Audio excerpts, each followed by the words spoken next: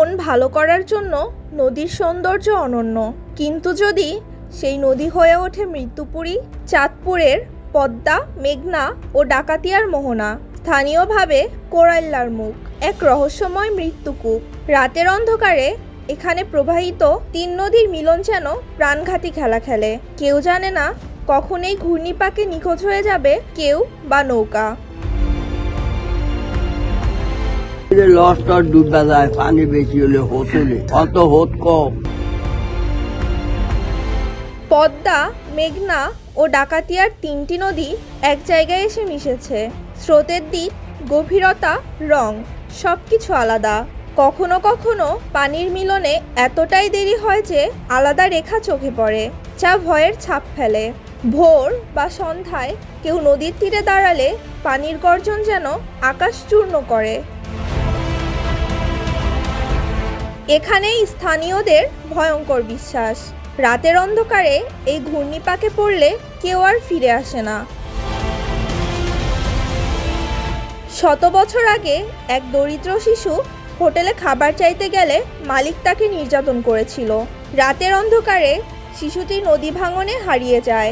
স্থানীয়রা মনে করেন সেই অভিশাপ থেকেই সৃষ্টি হয়েছে এই মোহনা।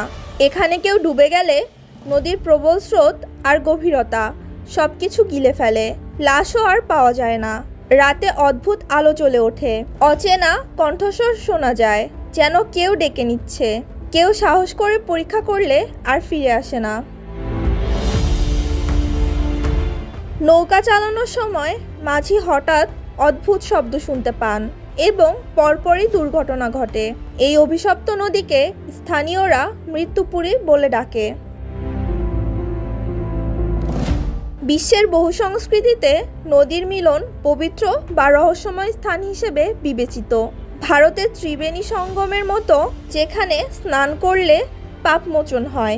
বাংলাদেশেও পদ্মা, মেঘনা, ডাকাতিয়ার মোহনাকে জলদেবতা বা অদৃশ্য শক্তির আবাসস্থল মনে করা হয়। এখানে মানুষ, মৃতদেহ বা ডুবে যাওয়া নৌকার কোনো নিদর্শন পায় না, কারণ নদীর অতল গহ্বর এবং প্রবল স্রোত সবকিছু গিলে ফেলে, যা এই স্থানকে সত্যিকারের অলৌকিক ও অভিশপ্ত করে তোলে। যদি কখনো এই মোহনায় যান, বিশেষ করে রাতের অন্ধকারে, সতর্ক থাকুন। একটি ভুল পদক্ষেপ, একটি অসাবধানী মুহূর্ত এবং আপনি আর ফিরে আসবেন না। চাঁদপুরের এই ঘূর্ণিপাক প্রকৃতির রহস্য, অভিশপ্ত শক্তি এবং মৃত্যুপুরীর মিলনস্থল।